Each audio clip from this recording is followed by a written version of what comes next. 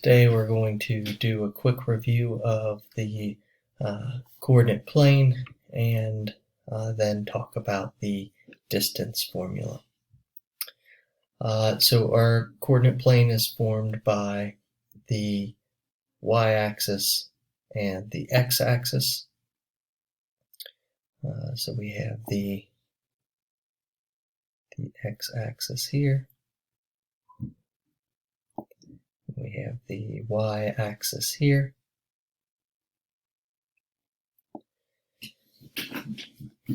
And by combining these two axes, we can then plot the position of things in two-dimensional space.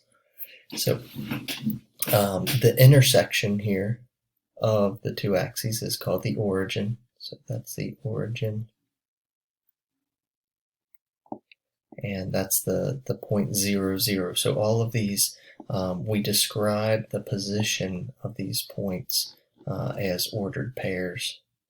So we have ordered pairs.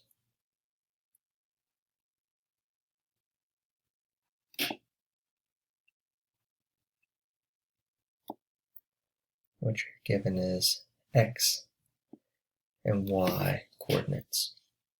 Okay. Now you'll note that the axes divide the plane, which we call the Cartesian coordinate system or rectangular coordinate system. They divide it into 4 quadrants. Okay. So we can label these 4 quadrants. This one here is 1. This quadrant is 2. This quadrant is 3. And this is quadrant 4.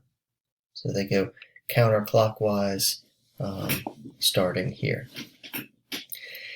And one way to tell what quadrant you're in is to note the signs of each of the coordinates. So note that in quadrant 1, okay, all my x values are going to be positive, and all my y values are going to be positive. So we're going to have positive x and y.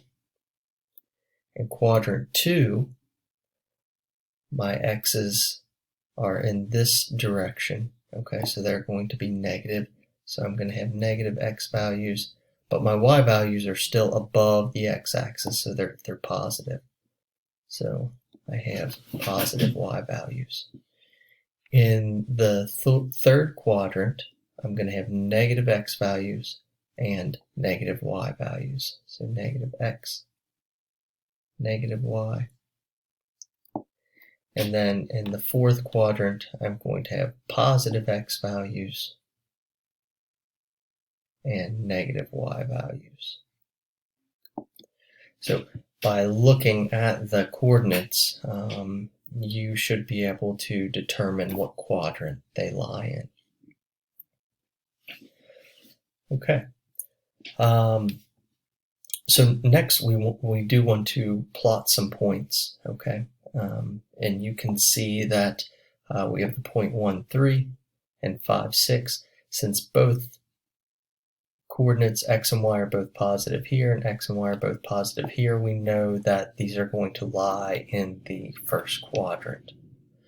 So plot the point 1, 3. So 1 is my x value. So 1 and then up 3, 1, 2, 3. So that's the point 1, 3. And then we have the point 5, 6, so that's going to be 5 over on my x-axis, and then up 6.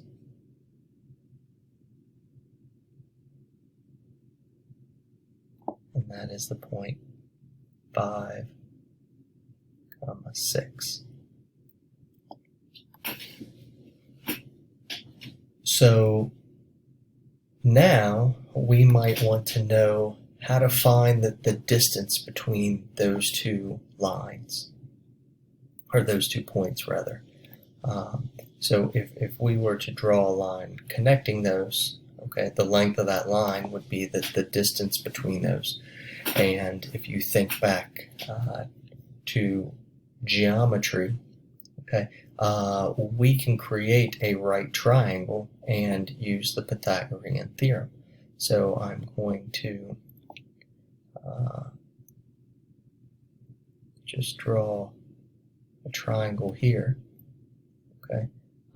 And we will have this is a right triangle, and we can use that to determine, okay, what this distance is, so this distance d, okay? If we know the lengths of these other two segments, we can use the Pythagorean theorem, okay? So the distance, you'll note the length of this segment right here is going to be, we can just count the blocks, 1, 2, 3, 4, so that's going to be 4, and this distance is 3,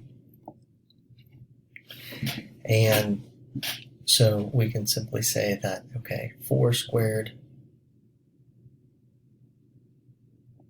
plus 3 squared equals d squared,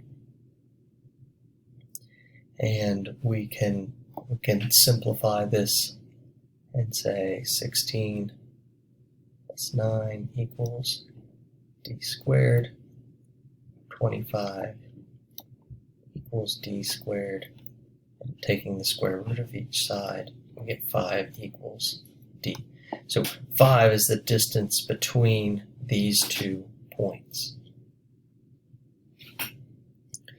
So that's nice if you can easily create a right triangle on your graph, but we can also, take a step back and abstract this a little bit. So we can come up with a formula, okay, that if we know, as long as we know the x and y coordinates, we can figure out the distance, okay?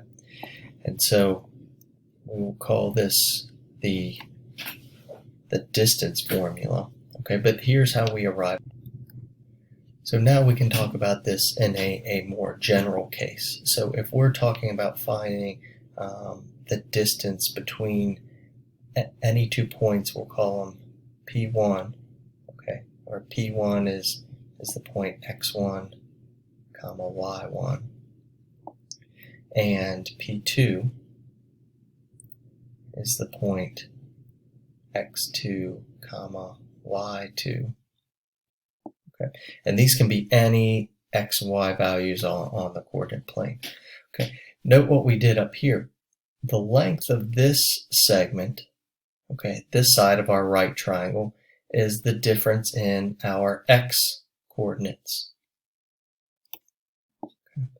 So we said, okay, if I take x2, which was this, 5 minus 1 minus x1, okay, that's going to give me that 4. That's one side. So that side's squared, plus, now this 3 came from the difference in our y coordinates.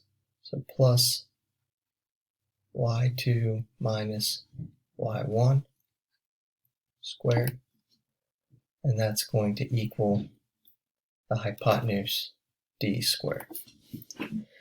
So now you can see where we got the sides of those right triangles. Okay, it was easy enough for us to count, but that it's not always going to be that way. They could be decimal figures. We might not have a grid, but we might just know the coordinates. Okay, so this way we can take the difference in our x coordinates and square them, and add the difference of our y coordinates and square them, and that's going to equal our distance squared. Well, if I just want to find out what d is, okay, I can do that by taking the square root of both sides, and then I'm going to get this formula. I'm going to get d is equal to the square root of x2 minus x1 squared plus y2 minus y1 squared. And that becomes my distance formula. Okay, so as long as I know the coordinates here, I can tell you what the distance is, and I can just plug this into my calculator. And so how we typically write this, you'll see this a lot of times written as d, and we'll talk about the 2 points. So the distance between P1 and P2, okay, is this formula here.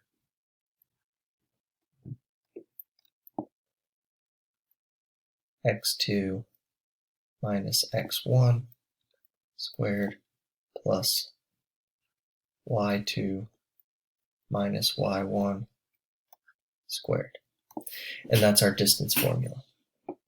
And so we can now apply that and use that everywhere. We don't have to sit there and figure out the Pythagorean theorem. We can plug in the points.